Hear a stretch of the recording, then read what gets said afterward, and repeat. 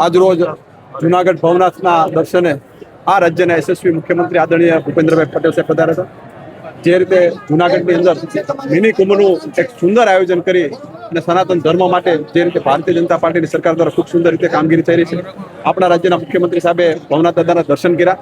ત્યારબાદ સાધુ સંતોનું સન્માન આદરણીય મુખ્યમંત્રી સાહેબ દ્વારા કરવામાં આવ્યું અને ત્યારબાદ સાધુ સંતોના આશીર્વાદ લઈ અને ભવનાથ મેળાની અંદર સાહેબે જે રીતે મેળાના દર્શન પણ કર્યા, લોકોને પણ મળી અને સાહેબે આજે ભવનાથ મંદિરના દર્શન કર્યા. ત્યારબાદ સાહેબ સોમનાથ જવા માટે રવાના થયા.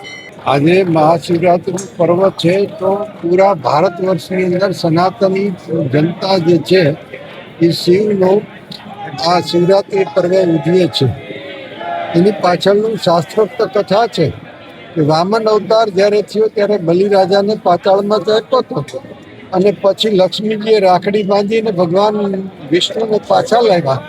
એટલે બ્રહ્મા વિષ્ણુ મહેશ ત્રણેય જવાબદારી જે છે બલિરાજા પાસે રહેવાની સ્વીકારી. એટલે આજે ભગવાન જે ભોળાનાથ છે એ પાતાળ લોકમાંથી આવે છે. રાત્રે 12 વાગે એમના પર ગળતી ચડે છે.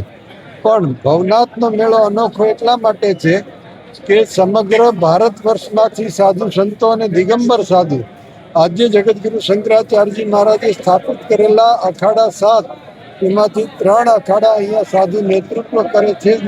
એમના દર્શન માટે અને ભવનાથ દાદાના દર્શન માટે જનતા લાખોની સંખ્યામાં આવે છે. ને આ વર્ષે સરકારે પણ સારો રોશની કરી છે, સહયોગ કર્યો છે અને જનતાનો ભાવ પણ યુવા પેઢી જે છે એ સનાતન સંસ્કૃતિ તરફ ફરી પાછી જાગૃતિ એક આવી હોય એવું લાગે છે. હરિઓમ. સીએમ પણ ખુદ અહીંયા દર્શન કર્યા છે.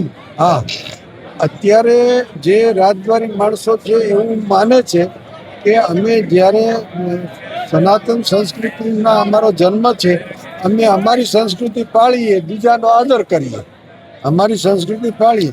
બિન સંપ્રદાયનો અર્થ નથી કે ધર્મ વિના રાજ્ય ચાલે, ધર્મ વગરના કન્ટ્રી ચાલે, ધર્મ વગરના વ્યક્તિ હોઈ શકે. એટલે ધર્મ તો જીવનમાં હોવો જોઈએ.